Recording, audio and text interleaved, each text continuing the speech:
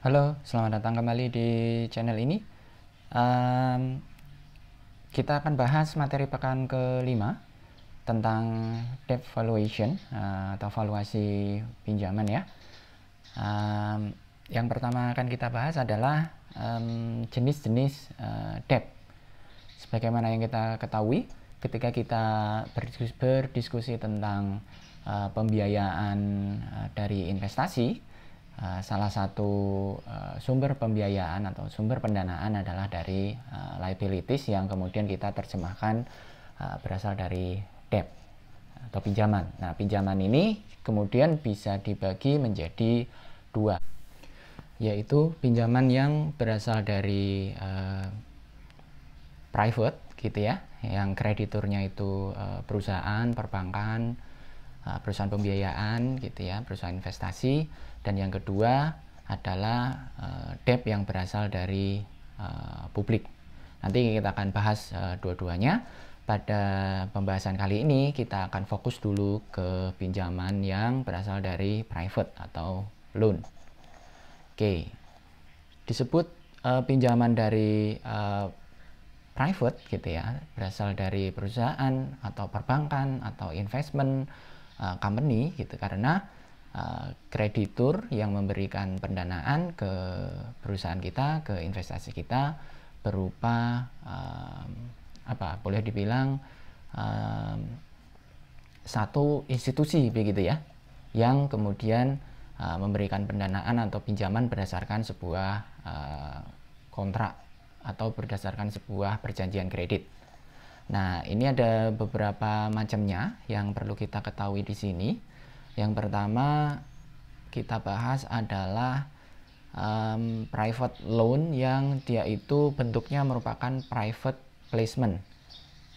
Nah, ini yang pertama nih, private placement.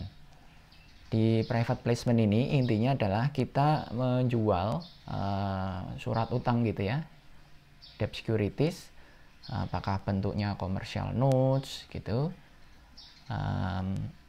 atau surat pengakuan utang lainnya, langsung kepada investor. Investornya siapa? Investornya sebagaimana yang kita pelajari di pertemuan pertama itu ya, bisa berasal dari perusahaan asuransi, bisa berasal dari dana pensiun, baik yang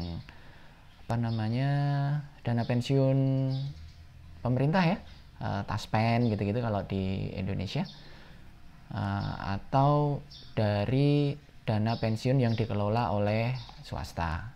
Nah, ini bisa kita menjual commercial notes kita atau surat utang kita langsung ke perusahaan-perusahaan ini, dan mereka dengan membeli commercial notes yang kita jual, yang investor jual gitu ya, berarti mereka memberikan pinjaman gitu kepada perusahaan kita. Karena kan surat utang itu, commercial note itu nanti setelah jatuh tempo akan kita bayar gitu. Nah, itu yang disebut dengan private loan yang dilaksanakan atau memanfaatkan private placement. Jadi langsung dijual ke perusahaan pembiayaan atau investment company. Nah, di sini ada kelebihan dan ada kekurangannya. Kelebihannya, prosesnya gitu ya, prosesnya akan sangat cepat gitu, karena kita tinggal terbitin commercial notes. Sepanjang commercial notes atau surat utang kita itu dipercaya gitu ya, kredibilitas kita sebagai sebagai perusahaan yang mencari pembiayaan ini dipercaya, bisnis kita oke, cash flow kita oke gitu ya, kemudian si investment company ini kemudian akan langsung membeli dan selesai, dan tidak perlu mengeluarkan atau mendapatkan izin dan segala macam gitu, seperti ketika kita menerbitkan obligasi. Nah, obligasi nanti kita bahas di public debt ya. Terus kemudian reduce cost ya, karena biaya penerbitan commercial notes itu mungkin akan sangat minimal, karena dari kita sebagai penerbit commercial notes, perusahaan gitu ya, tinggal menerbitkan aja commercial notes. Tapi memang yang penting adalah perusahaan kita itu sudah dipercaya gitu, bahwa kredibilitas usaha kita atau kredibilitas cash flow yang akan kita peroleh untuk membayar commercial notes tadi itu dipercaya oleh si investment bank atau perusahaan-perusahaan yang akan memberikan pinjaman ke kita, akan membeli commercial notes kita. Terus kemudian prosnya lagi adalah financing flexibility, ya sangat fleksibel gitu. Jadi kita bisa langsung bernegosiasi langsung dengan investment company atau perbankan tadi. Sedangkan kekurangannya, cons-nya gitu ya, kalau kita melalui private placement ini interest cost-nya boleh dibilang lebih tinggi, karena memang kan sifat commercial notes ini one on one gitu ya, antara si investment company dengan kita gitu. Jadi di sini dilihat risikonya itu besar, maka kemudian interest cost-nya juga biasanya lebih tinggi, relatif lebih tinggi. Terus kemudian cons-nya lagi adalah restrictive covenants. Covenants ini jaminan ya, bisa disebut covenants, bisa disebut collateral gitu. Nah, covenants-nya atau jaminannya ini biasanya restriktif gitu, ketat. Jaminan ini bisa berupa fisik, gedung, pabrik, mesin gitu ya. Bisa juga berupa non fisik seperti rasio-rasio keuangan. Jadi diminta untuk menjaga rasio keuangan tertentu, misalnya debt to equity ratio harus misalnya kurang dari 60% dan lain sebagainya. Nah, itu dibuat secara ketat gitu. Itu cons-nya. Terus kemudian kita juga harus mengetahui tentang tipe-tipenya. Tipe ini bisa dibedakan menjadi penggunaan. Jadi ketika kita menerbitkan private loan, itu penggunaannya antara lain, satu, bisa digunakan untuk working capital. Namanya juga working capital gitu ya, current asset current liabilities, maka digunakan untuk membiayai kegiatan operasional sehari-hari perusahaan, membayar karyawan, membeli raw material, dan lain sebagainya. Terus kemudian berdasarkan penggunaannya juga, private loan ini bisa kita gunakan untuk melakukan transaksi yang sifatnya menambah barang modal gitu ya. Kita gunakan untuk misalnya membeli equipment, membeli mesin baru gitu, atau membangun pabrik baru, properti. Nah, ini yang kedua, berdasarkan penggunaannya ini tadi, usage. Terus berikutnya berdasarkan securitization the loan. Jadi dari unsur jaminannya gitu ya, securitization-nya. Ada yang with collateral, dengan jaminan seperti tadi ya, sudah kita bahas collateral atau covenant itu. Ada juga yang without collateral. Ini umumnya tergantung dari credibility atau bisa disebut juga bankability gitu ya. Jadi seberapa dipercaya kita oleh si perbankan atau investment company tadi. Terus kemudian di private loan ini kita juga harus tahu yang disebut dengan rate-nya, tingkat suku bunga atau tingkat pengembaliannya gitu ya. Yang pertama yang kita perlu tahu, rates-nya itu bisa floating with reference. Mungkin yang kita tahu kalau tingkat suku bunga itu kan fix dan floating gitu ya. Tetapi umumnya sekarang tingkat suku bunga itu gabungan dari dua ini gitu, yang disebut dengan floating with reference ini. Jadi saya ambil contoh misalnya begini. Floating with reference itu misalnya kita meminjam di satu sindikasi perbankan gitu ya, di bank gitu. Bisa jadi rate-nya itu ditulis begini. Misalnya 3% plus reference. 3%-nya ini fix, reference-nya ini yang dia floating. Pertanyaan berikutnya adalah, loh, Berarti apa nih reference ini? Apa yang dimaksud dengan reference? Reference itu adalah satu tingkat referensi bunga tertentu yang dia itu berubah sesuai dengan situasi perekonomian. Yang itu beberapa diantaranya yang perlu kita ketahui adalah yang disebutkan di sini ini. Ada LIBOR, ada JIBOR, LIBOR ya, JIBOR, JISDOR. Apa pula ini LIBOR, JIBOR, JISDOR ini? LIBOR itu adalah London Interbank Offer Rate. JIBOR itu Jakarta Interbank Offer Rate. JISDOR itu apa ya? Kalau nggak salah Jakarta Interbank Spot Dollar Offer Rate. Apa nih LIBOR, JIBOR, JISDOR ini? LIBOR ini adalah tingkat suku bunga referensi, di mana tingkat suku bunga ini menandakan ketika bank meminjam ke bank yang lain gitu ya, di international market itu rate bunganya berapa gitu. Namanya juga LIBOR London gitu ya, London Interbank Offer Rate. Jadi misalnya nih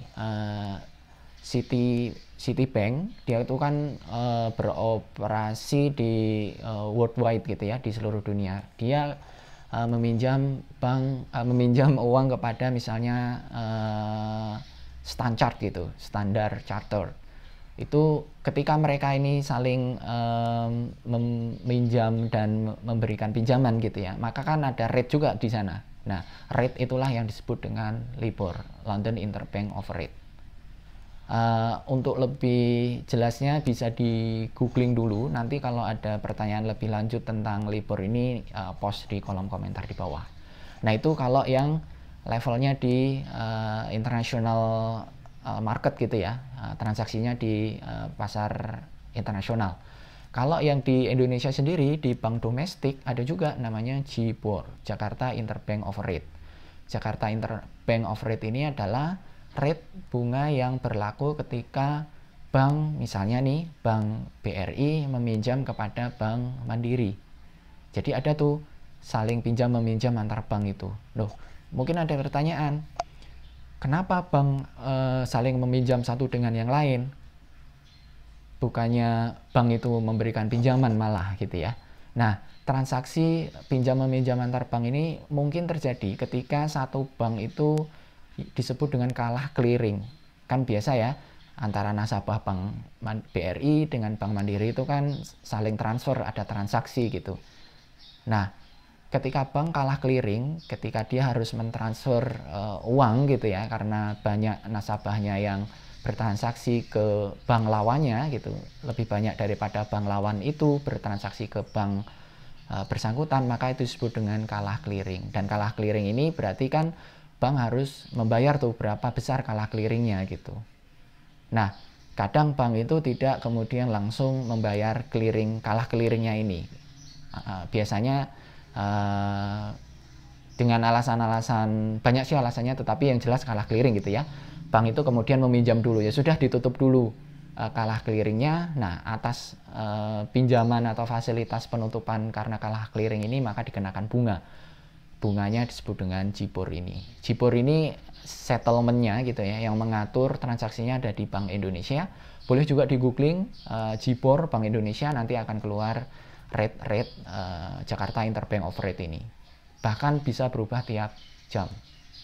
Nah, satunya lagi JISDOR. JISDOR ini rate bunga yang berlaku di antara bank domestik yang saling meminjam tapi denominasinya dolar gitu ya. Kalau JIBOR tadi rupiah, kalau JISDOR ini USD, dolar Amerika Serikat. Nah, ini yang kemudian dijadikan reference gitu ya.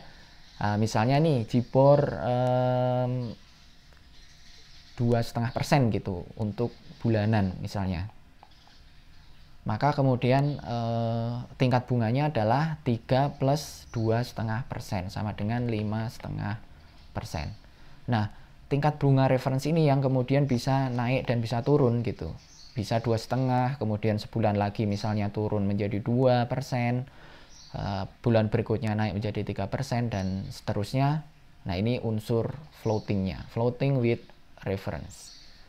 Nah, floating with reference ini, yang misalnya kita ambil angkanya 5,5% ini ya, itu di perjanjian kredit ada yang membuat satu range gitu, membuat satu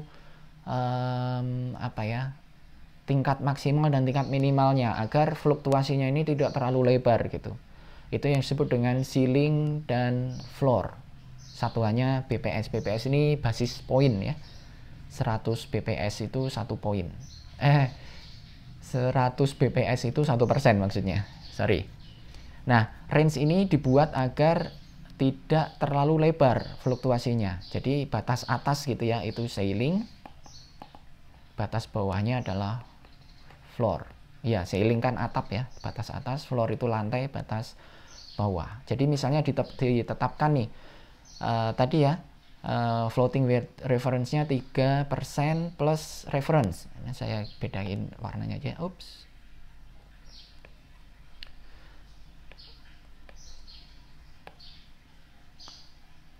%3 plus reference 5,5%.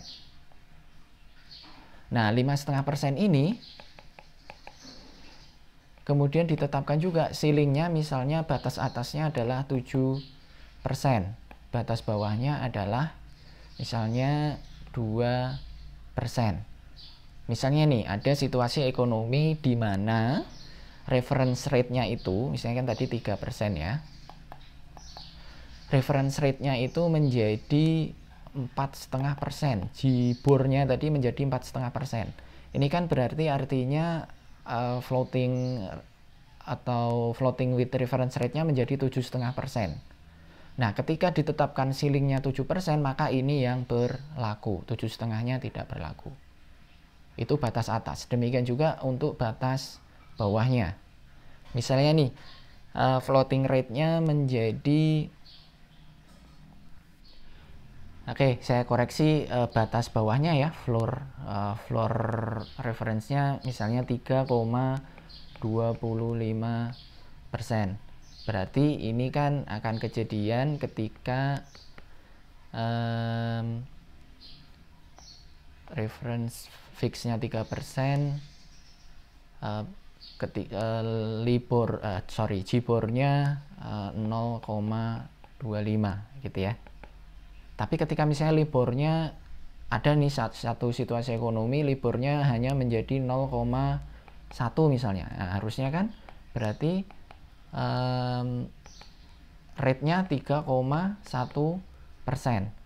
Nah, ketika situasi begini, JIBOR-nya jadi 0,1% gitu ya, maka rate yang berlaku tetap yang batas floor-nya 3,25%. Tidak boleh rendah dari ini. Nah, ini yang disebut dengan ceiling and floor rate. Jadi membatasi supaya fluktuasinya itu tidak terlalu lebar. Kalau terlalu lebar, takutnya kalau di atas ceiling itu nanti susah untuk membayar gitu ya, karena rate-nya tinggi banget. Sedangkan floor dimaksudkan agar ketika JIBOR reference rate-nya ini turun banyak gitu ya, maka si kreditur itu juga masih terlindungi gitu, karena tidak turun banget rate-nya. Nah, itu yang dimaksud dengan floor and ceiling di floating rates with reference. Terus kemudian nah ini saya hapus dulu, terlalu ruwet. Berikutnya rates-nya ada yang bukan basisnya bukan basisnya tingkat suku bunga gitu ya, tetapi basisnya adalah profit sharing. Profit sharing ini ada di bank-bank yang menerapkan transaksi syariah ya. Beberapa kan sekarang sudah banyak juga, dan untuk pembiayaan korporasi, pembiayaan bisnis juga banyak juga, bukan hanya pembiayaan konsumen gitu ya, bukan hanya KPR dan segala macam, tapi juga ada kredit korporasi, ada pembiayaan korporasi. Beberapa diantaranya adalah Murabahah ini intinya adalah ada semacam akad jual beli. Jadi misalnya kita membutuhkan pembiayaan mesin gitu ya. Kemudian bank syariah itu akan membeli mesin tersebut. Misalnya mesin itu harganya 500 juta. Kemudian bank syariah berdasarkan akad murabahah itu menjual mesin itu ke kita misalnya sebesar 550 juta. Berarti ada margin sebesar 50 juta dan itu kemudian menjadi harga yang kita harus bayar dengan dilakukan installment atau cicilan. Berikutnya lagi ada model mudharabah. Mudharabah ini sebenarnya seperti CV ya, persekutuan komanditer. Jadi investment company atau bank itu bertindak selaku sekutu pasif gitu. Jadi dia memberikan modal kepada kita sebagai investor, kita yang bertindak selaku sekutu aktif menjalankan bisnis perusahaan. Nah, kalau ada kerugian, kalau di mudharabah ini, maka yang menanggung adalah si perbankan tadi atau si investment company tadi. Tentu dengan itikat baik bahwa kita sebagai sekutu aktif ini ya benar-benar berusaha untuk menjalankan bisnis dengan baik. Nah, kalau ada keuntungan, profit sharingnya ini kemudian disepakati berapa persen untuk si pemodal, si investment company ini, berapa persen untuk pengelola. Nah, itu yang mudharabah. Sedangkan yang musyarakah ini bedanya dengan mudharabah yang ada sekutu aktif, sekutu pasif ini, kalau musyarakah ini dua-duanya aktif gitu ya, dua-duanya memberikan modal atau dua-duanya mengelola perusahaan gitu. Jadi mungkin kalau di investment company dia memasukkan direksi, nah itu kan sebagai bentuk sekutu aktifnya ada di sana, ikut mengelola perusahaan. Kalau untung dibagi berdasarkan profit sharing, kesepakatan, kalau rugi juga dibagi bersama antara pemodal yang memberikan modal tadi dan yang mengelola perusahaan. Nah, demikian uraian mengenai private loan di dalam debt valuation. Agak panjang dan mungkin ada beberapa istilah yang baru didengar gitu ya, ada beberapa istilah yang asing. Nggak apa-apa, coba dipahami dulu. Kalau belum terlalu jelas di googling, kalau nggak jelas juga silahkan nanti didiskusikan, bisa ditulis di kolom komentar. Terima kasih.